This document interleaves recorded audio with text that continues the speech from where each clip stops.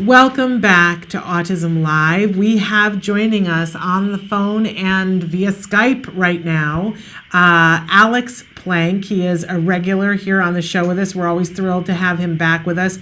Alex is the mastermind behind the creation of one of the most incredible sites that there is for autism on the internet. It is wrongplanet.net.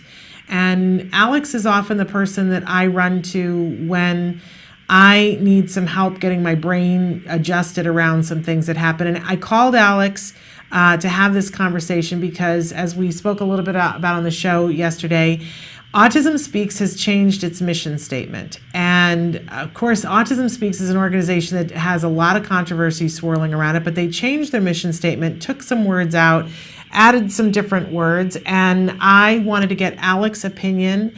I think, first of all, welcome, Alex. Always thrilled to have you here and always thrilled to have your point of view on things. Oh, thank you so much for having me.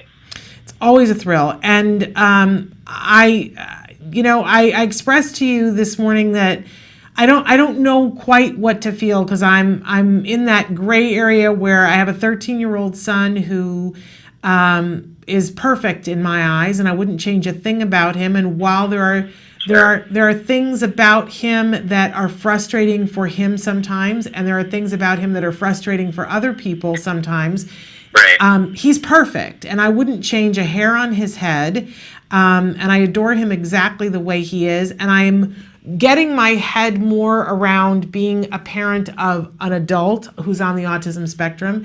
And I want to be I want to be politically correct. And I don't ever want to say things that offend all the amazing adults that we have that are on the autism spectrum. But often I get I stick my foot in my mouth, and I want to be educated about these things. But I got to be honest, Alex, that this, I've had a little bit of grief over this change in the Autism Speaks language. So why don't we back up and talk about the new mission statement? Let me just briefly say that the new mission statement is Autism Speaks is dedicated to promoting solutions across the spectrum and throughout the lifespan for the needs of the individuals with autism and their families through advocacy and support, increasing understanding and acceptance of autism spectrum disorder, and advancing research into causes and better interventions for autism spectrum disorder and related conditions. Autism Speaks enhances lives today and is accelerating a spectrum of solutions for tomorrow. Okay, so that sounds pretty good to me, right? How do you feel about the new mission statement? Well, I think that's a great first step. I've been trying to get them to change a lot of things for a while and, work with them. And, unfortunately, an organization as big as Autism Speaks seems kind of hard to change. But the fact that they are putting this mission statement out there that no longer uses, framing it in, the idea that it's an epidemic and a crisis is certainly great for people like me who feel stigma. And that's really, it's important for us to talk about because, one of our theme this week is talking about the phrase that is widely used and accepted, nothing about us without us. And that is so important. So, when their old mission statement used words in it like cure, it used words like hardship, crisis, words of that nature, challenging. Tell us what that made you feel as a person who, with an autism spectrum diagnosis. What did it make you feel? Well, first of all, I think what people need to realize is not only did they frame it as a quote hardship, but they framed. Certainly, I've faced hardships in my life, but the thing that they were saying was the hardship was the autism itself, not the issues that people on the spectrum face. And a lot of the issues that we face are because of the lack of support and the lack of resources to be able to thrive.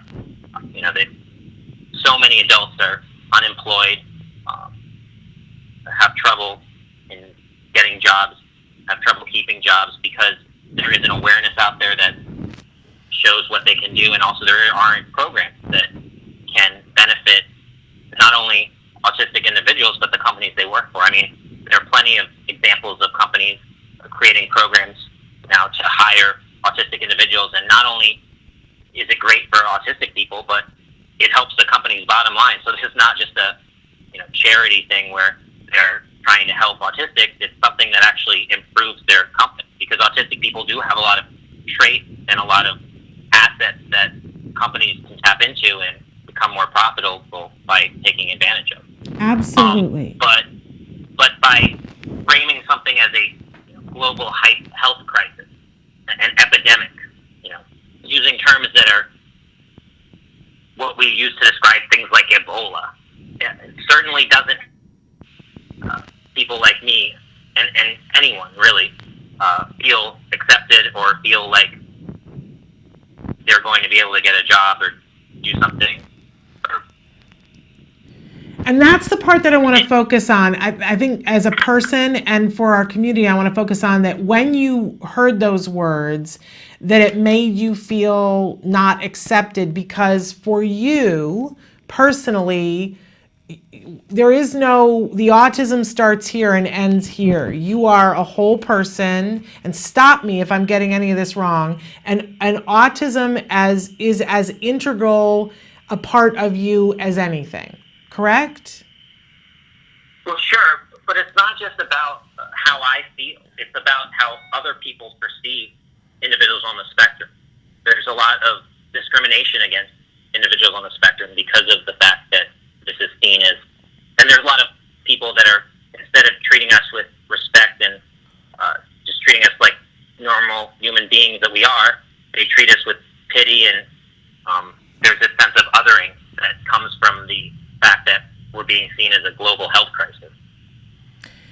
And the reason why I keep asking this is because, and you and I have already spoken about this, and one of the things that, there are many things that I love about you, Alex, but one of the things that I love and appreciate the most is that I can come to you and I can tell you where I am as a parent. And there are many times when you and I don't agree. We have not agreed on the air many times, and we've not agreed on social media from time to time, but I love the fact that you're willing to discuss it with me and that you don't just dismiss my side of it. And I hope that I never just dismiss your side of it, because I'm always so interested in your opinion. But I cannot help but go back and journey back to when my son was, before he was 2 years old, and I had this child who was himself, and he spoke and he made eye contact. And he interacted with us in a way that was uniquely his, but it was very distinct in terms of the fact that he spoke and he made eye contact. And then over a period of months, something happened, and that child went away. And what I was left with was a child who was nonverbal and who didn't make eye contact. And I still don't understand it.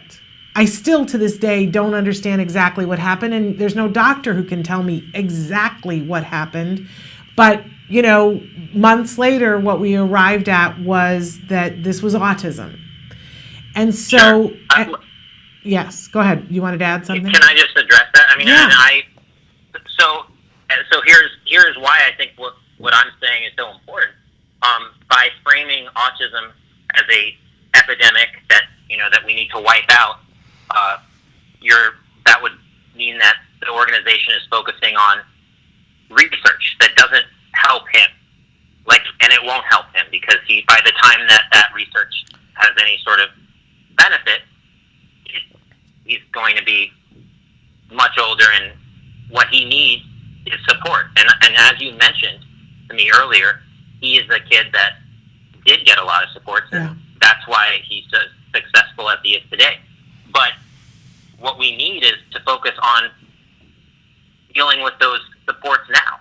So by framing autism as this, crisis, this epidemic, it takes away from the fact that that he needs support now. It focuses on trying to eradicate it. It's like if someone in a wheelchair lived in an environment where there were no curb cuts. There was no way to get anywhere. Back in the day, that was actually a reality. So people who were in real wheelchairs were unable to go down the street because there was no curb cut. And I kind of equated, like, instead of actually just making the curb cut, everyone was like, well, we need to just focus all the money on research to, make it so they don't need wheelchairs anymore. When instead they could have easily fixed the problem, which was not actually the problem with the individual themselves, but the problem of access. So I think, and also you mentioned eye contact, which I think is interesting because, in reality, eye contact for autistic people doesn't serve much purpose. We don't need to make eye contact. The reason we do make eye contact or learn to make eye contact is to be accessible to neurotypical, to require. So it's actually kind of like we're making concessions to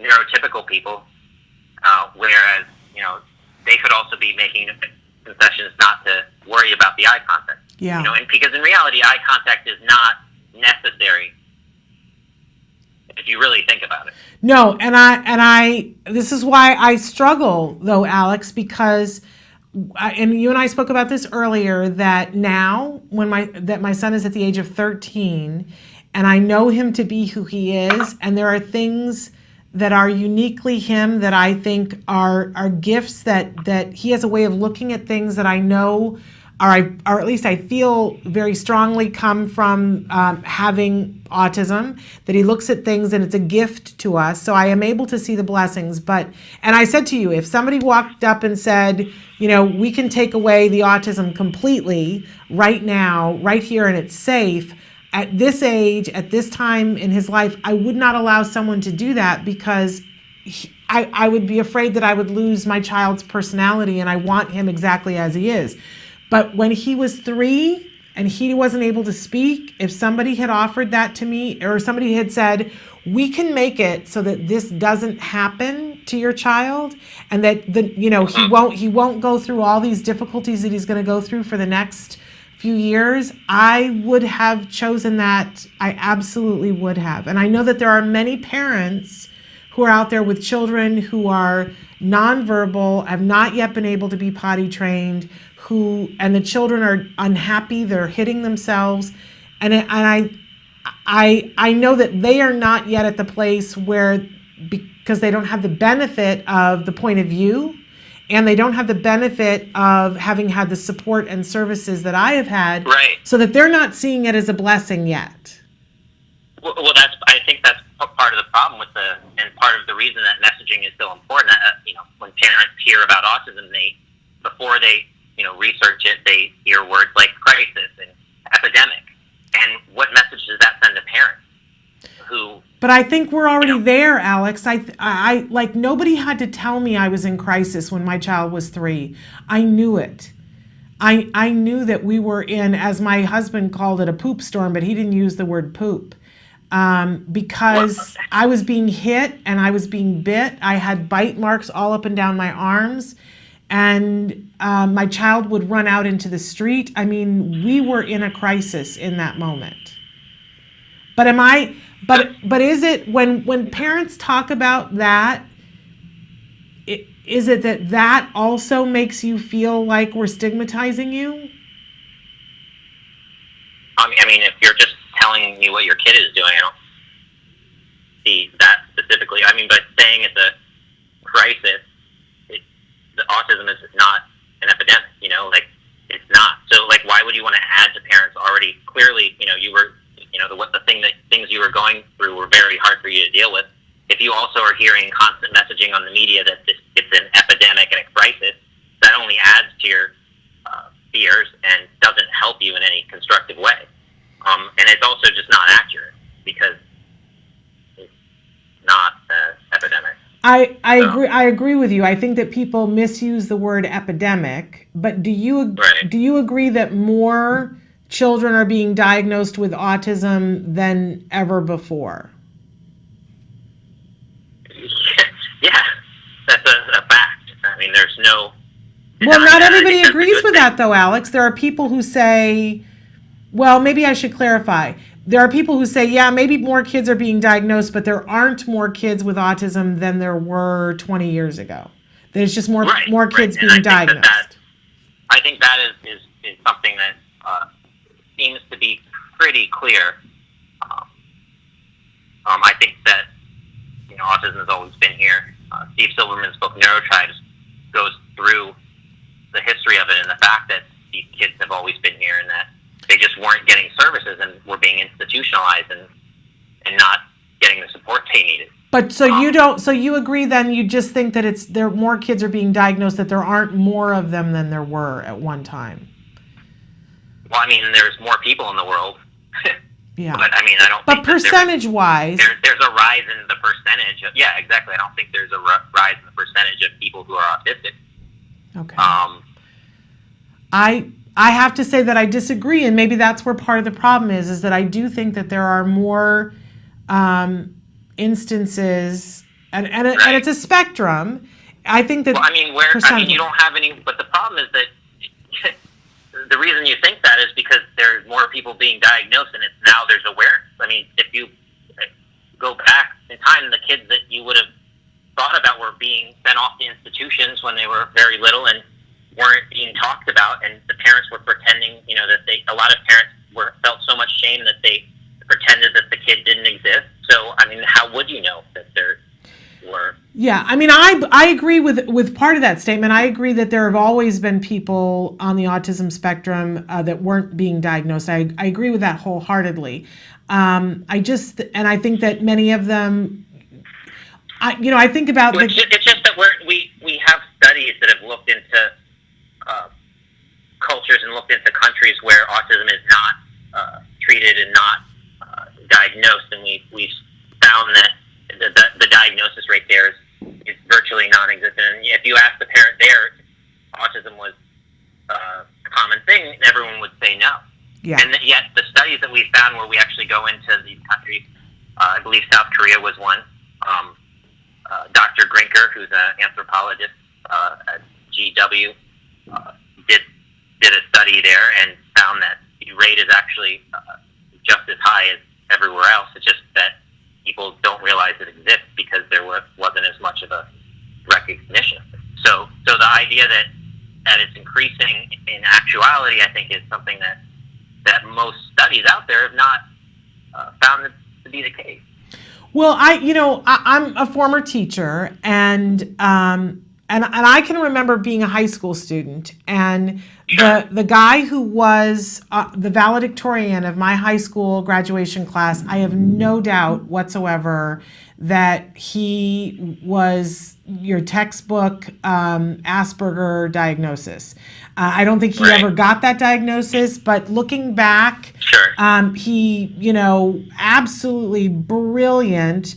I think he started out 2 years behind me in school, but graduated with my class, and at the same time was getting, I think, a bachelor's degree from one or more colleges in that same time that he was getting his high school diploma. Brilliant. Sure. And I believe that he has 2 PhDs now.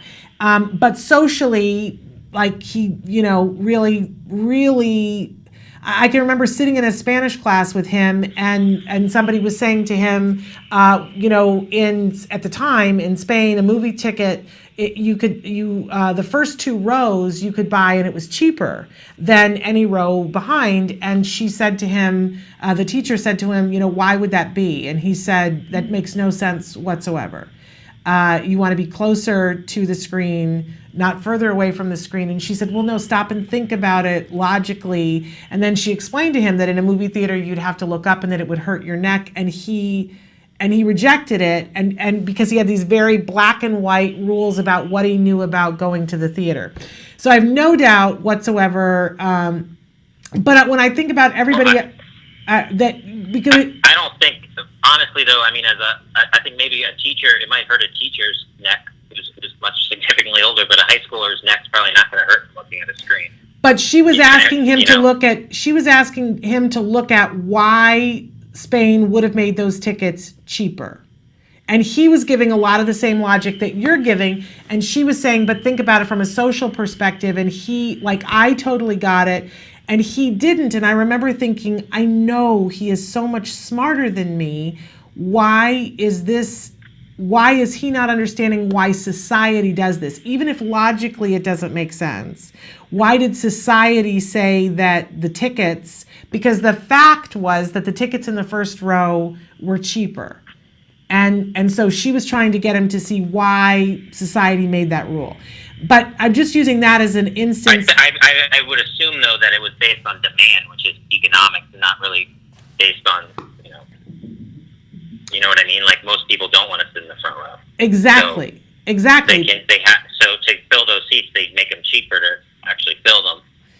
Right. But I don't know. Yeah, I don't know if that's an autism thing. But I see what you mean. But understanding why don't people want to sit in the front seat was. Oh, okay. Yeah. No, for sure. Was the issue. So in any case. Right. So okay. You see what I'm saying? So in any case, but as I think about everybody else I went to high school with, and obviously if there were kids who were nonverbal, then they would have been in another school. So maybe some, maybe some people. Maybe not in school at all. Maybe exactly. in an institution. That's the problem. Exactly. So that's why I think that when people say, when I was a kid, I never saw these kids that were autistic, is obviously it's an epidemic and it's increasing. But when I think about my son's school now and how many kids in his school district, and those kids are not, if we were to take every single kid who's in my son's school district who has an autism spectrum diagnosis, and if we mentally said, okay, 30 years ago, these kids would have been in an institution, we can't find those institutions. So where were those kids? There was one institution, but maybe it had 40 kids where there's 300 and some odd kids. So where were the rest of those kids? This is why we can't. What do you mean? What do you mean we can't find those institutions? It wasn't like there was an institution on every street corner. We can look and see where there were institutions and what the population in them was, and we can add all those up. It doesn't equal the same number of kids.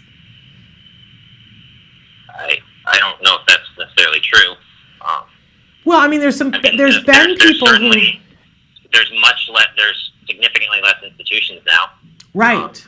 There were a lot more. Right. So, but even if you took all the ones that there were and took and assumed that the population was 100% autism, which we know it wasn't. Right. But even if we said, for the sake of argument, let's take all the numbers of all the people who were in institutions during a 10-year period and added that together, and let's look at how many people in the United States, kids, have a diagnosis, we would see that we would factor in that a certain percentage were that very high functioning, like the gentleman who was the valedictorian in my class, we still wouldn't arrive at the same numbers. And so my question is, where were those kids? And it may be that they were kept at home and that we didn't see them, but it's still, you can see why people have questions, is all I'm saying. Right, but as I said, there's been studies that show that, where were those kids in South Korea? Yeah. They were somewhere because they were there. Right. So, the idea that that the United States is somehow exempt from this doesn't make sense to me. I partially agree with you, Alex. I think that there were a lot more cases than we knew about. I just don't think it comes anywhere close to what we have now, is my personal take on it. But that could be one of the things that we disagree on. I guess we should disagree on that because, and certainly, there's studies that showed in other countries where people assume that there weren't really any cases. That was not the case either. So, to think that, that would be wrong, to me, just it doesn't really make sense. Well, and as I think about it, we digress away from our topic, which is talking about the fact that I'll add one more thing. Yeah. Just before we go, which is that Connor took pride in the fact that he would turn away tons of cases of autism. People would be coming from all over, and he prided himself in the fact that it was this rare condition. So you have the preeminent expert in the United States on autism who is telling people that it's this rare thing, and he's actually operating on the assumption that it's rare. And turning people away from his clinics. So and bragging there is about how evidence many. that those people were. Yeah, exactly. Yeah. I mean, he bragged about the fact that it's this rare form of schizophrenia.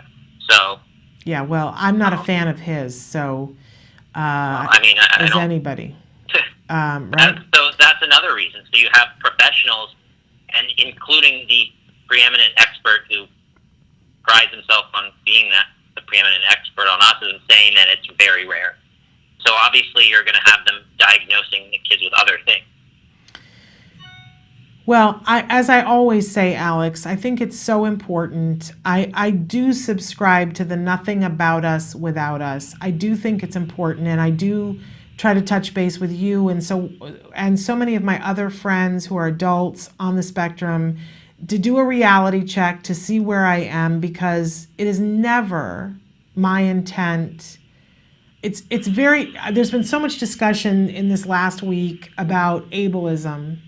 And I shared last week that I think that, quite honestly, I think unintentionally, I often suffer from not taking other people's perspective as fully as I want to.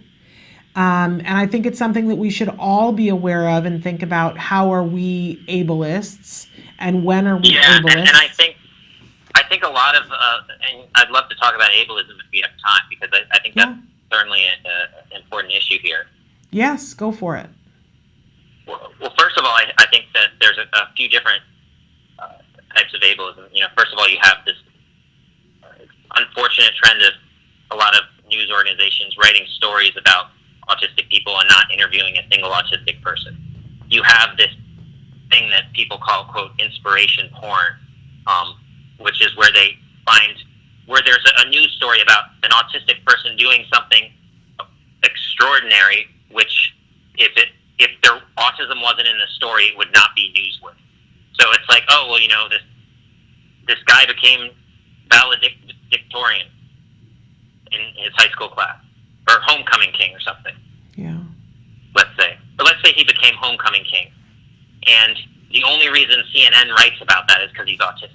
I'm sure, I don't know if that's actually a thing that happened, but there's plenty of actual news cases, right, like the story of the ball player who sat with the kid who was at lunch, right, and sitting alone. I don't know if you recall this, but there was a kid sitting alone at lunch, and all the news story praised this ball player for doing something that shouldn't have needed to be necessary. and the only reason it was newsworthy is because he was autistic. Yeah. Well, so, can I tell you that we did cover that on this program, and we talked about how important it is for role models, and that how important it is for everyone to have friends. And one of the things that we said was we look forward to a day when a story like this doesn't need to be covered because it's already happening, and that it's no big news. But we did cover it, I think Alex. the issue. Right. I think the issue, however, isn't the fact that the story was covered. I think it should have been covered, but the story should have been the fact that the school was not providing the level of inclusion that they needed to be, and that it shouldn't have happened. And yet, instead, the story was spun as this inspirational story of a ball player helping out a kid who's autistic. Then that's the issue. It's the issue that people on the spectrum were not interviewed about the story. It was just, that. And there was also recently a story where I read in the UK where this waitress was commended for being a hero because she was nice to a family with an autistic kid.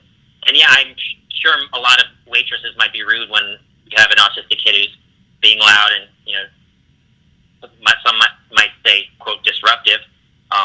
But she was just doing her job, and she even was quoted saying that. And yet, the story made it seem like it was this super heroic thing for her to do when everyone should act like her. You know what I've been thinking a lot about, Alex? You and I went to a really amazing performance a little over a month ago. We went to see a comedy group, Asperger's Are Us. Sure. And that we had a really good time, and they were hilarious. They were so much fun. Yeah. And in the interview, there was a talk back afterwards, and somebody asked the question, "What do you guys think of the Big Bang Theory?" And I found the answer very enlightening. That wasn't their favorite thing. Let's put that mildly. But what one of the gentlemen said was, if you think about it in a way, the progression of acceptance is first that, and I can't remember exactly what he said, but first you're mocked, and then you're in mainstream media, and then you get to acceptance. And he used the example of gay rights, and said, if you think about it, how many gay characters were there ever on television? And then it got to Will and Grace, where it was this very stereotypical depiction. And then, we're at the point where marriage is legal throughout the country. And he said, so in a way, this kind of sucks, but I guess we're on the progression to acceptance. And I hadn't really thought of it that way before. And that keeps turning over in my head. Sure. But it is always interesting to hear from the point of view of somebody who's seeing it differently, though, who's seeing it from more up close and personal. Well, it's funny that you say someone who's seeing it differently. Then it's the people who are actually, it's like the people who are actually being represented are the ones who are seeing it. So in reality, everyone else is kind of seeing it differently than they should be. Right. Well, isn't that what all perspective taking is? And this is one of the things, though, where I always get, it's a sticky wicket for me, because I believe that the autism community encompasses parents as well. And I think that you and I disagree on that, correct? No, the autism community encompasses, it's everyone. But you and I have had conversations before that I have said, I don't have a 3-year-old who isn't verbal anymore, but there was a period of time in which I did. And so when my son was 3 and could not speak, I was his voice by proxy. So for me, the nothing about us without us included me at that point, because he didn't have a voice. But do we disagree about that? I think we do. Right? I don't think the reason that he didn't have a voice was really the autism. It was the fact that he was 3 years old. 3-year-olds aren't very introspective. But he didn't have the ability to ask for services for himself. Because he was 3. Any 3-year-old really would. Because he was 3, but also because he had autism. I know 3-year-olds who would walk up and say, I need whatever, and say what they need. I need you to be my friend. I need you to come with me. I need you to get me help, for instance. Where my 3-year-old couldn't do that. Right. Although, he probably was attempting to do that. He had a voice, it just wasn't being heard. That's the issue. See, it's all a matter of perspective, isn't it? Yeah, no, that's my point. I understand, I don't have any problem with, I think that you have this misconception that I have an issue with parents being advocates for their children. I think that all parents should be advocates for their children. No, I know you disability or not, to do that. And I certainly think that you're a great advocate for your kid. Thank you. I try. At the same time, though, I don't think that parents should be the only people that are being listened to, and that's unfortunately currently the climate in the media. A lot of times we're not heard, and I hope parents are interviewed. It's a common problem in disability journalism where a lot of disabilities people who actually are going through it are not interviewed about the issue, and the reporters don't cover it. So well, that's why I called you this morning. It's kind of like it's like when people say all lives matter, kind of. It's like, well, obviously, that's true, but we're talking about an issue here. Right. That we're not being heard. And that's the issue. Parents are being heard. There's plenty of advocacy groups out there that are run by parents that are being listened to. There's plenty plenty of news articles that interview parents from their perspective, but there is a lack of autistic representation in the media, and that needs to change. Well, and that's to why talk about the fact that, of course, obviously, I would think that your perspective matters, but your perspective isn't the one that's currently being marginalized, really. Well, and that's why I called you this morning. I mean? I could have called a dozen parents to talk about how they felt about the Autism Speaks mission changing, but I called you. No, and that's why I really appreciate you're always very inclusive and get the perspectives of people on the spectrum. So you're not the problem. Well, I don't know that I'm not the problem, and sometimes I get told that I'm the problem, and I think it's important that we're all always asking. This is hard. This is really, really hard.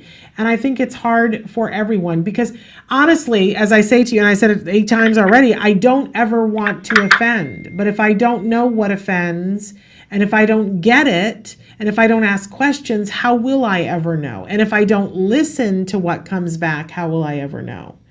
But let me ask you this. I have any of your perspectives changed after having this conversation? Yeah. I know that you came into it thinking, oh, well, this is a bad thing, like that there might be removing these terms, maybe it takes away from the issues, but after hearing my perspective, does it change? Let me be clear, because some of that was our conversation before, and I don't want to leave that out of it, that I was saying to Alex before that there is a part of me that grieves for all the parents that are in those early stages, that the fact that we've taken out words like challenge and hardship and crisis. I had said to Alex, I was in crisis when my son was diagnosed. I feel like to take those words out, I'm glad that it's championing, other things, but I don't want to make it sound like it's all hearts and flowers and roses and that this isn't a hard journey for anyone. So that's, I said I was grieving a little bit that some of those words were taken out because sand is shifting and I don't know where it's going. So let me say this. I do feel better having had this conversation, Alex. I do. Sure. I feel like, and first of all, rereading the mission statement reminded me that they are still looking at causation, and that's really important to me. I do want to know why at some point, and I feel like we all need to know why at some point. And so they haven't said that they're going to stop looking at causation, so that makes me feel better. And I feel better in terms of I'll tell you, one of the things that occurred to me while we were having this conversation was that I need to get more individuals who are on the spectrum on the show more often. That was one of the things that I got from this conversation. I'd be happy to do the Skype thing if it works for you. I had said that to you when we went to the Asperger's or Us. This is available to us, and you can do the Skype thing, and we're happy to have you on the show whenever you have availability. Because this totally works for me. But I also need to get more people that are on the spectrum on the show talking about these kinds of things so that we all get our heads expanded and that we don't get none of us needs to get comfortable, is what I walked away from this conversation with.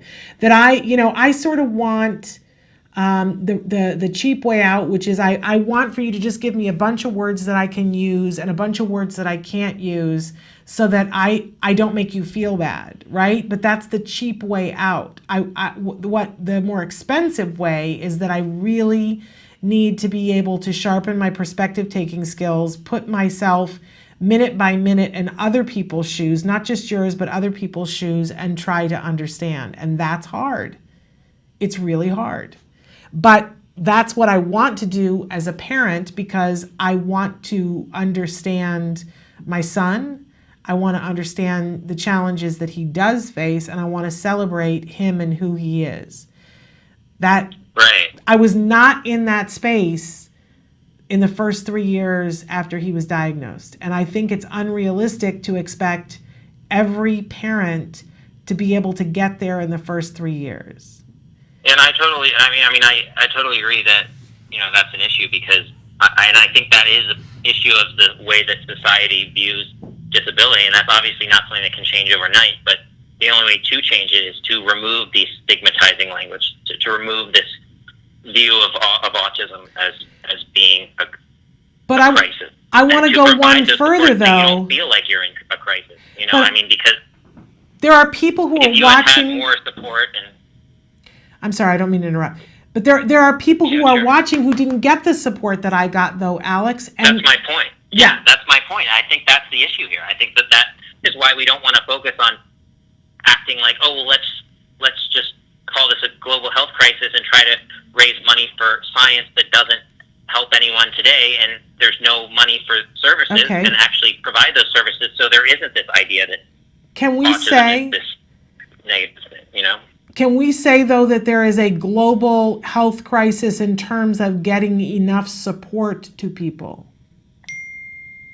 I would say there's definitely a global crisis in terms of not supporting people who need it. Okay. That's definitely a crisis, Now, and see- I don't know any autistic that would disagree with that. Okay, so that's the common ground, and that's where we can move I from. think that's the issue that we all want what's best for everyone. It's just that I don't think people really realize that how powerful language is and how powerful representation in the media is in terms of acceptance and what we need to do. I agree. Alex, this has been so educational and really wonderful. And it's also going to make me look at, I think I am very guilty of the inspiration porn, and I don't think that I'm unconvinced of that yet. You're going to have to work on me more, because I say to people that hope is everything, and that with hope we can do anything, and that some days all you need is hope. And I don't want to be disrespectful in giving hope to parents, but I don't want to stop giving hope to parents. And sometimes that inspiration porn is what we need to get through. Right, but when something sort of invalidates the problems there are by focusing on the wrong thing, like, as I mentioned, instead of focusing on the problems that this kid faced in terms of sitting alone at lunch, it's not inspirational that a football player was being a nice guy. What should be inspirational is stories of autistics doing great things. Not just because they're autistic, but because they're doing great things, and that's certainly inspiration. There's plenty of examples of autistics out there who have done many great things, and that's not inspiration porn. That's just reporting on people who have accomplished great things. But by focusing on the fact that they're autistic and that they were homecoming king because people in the school felt pity for the kid and wanted to make him feel happy is actually really detrimental. Okay. All right. I'm going to take that under advisement. Yeah. I'm going to swirl that around in my head a little bit. Alex, thank you so much. I know you got a movie to go to, and that maybe next week we can talk to you about what you think of the movie. All right. Yeah, no, I'd love to talk about that. Okay. That's great. Thank you so much for having me. Thank you so much for being with us. And we want to remind people that they can go to wrongplanet.net and check out so many different things that you have there, including videos, but so much to talk about on wrongplanet.net. All right. All right. Thanks, Alex.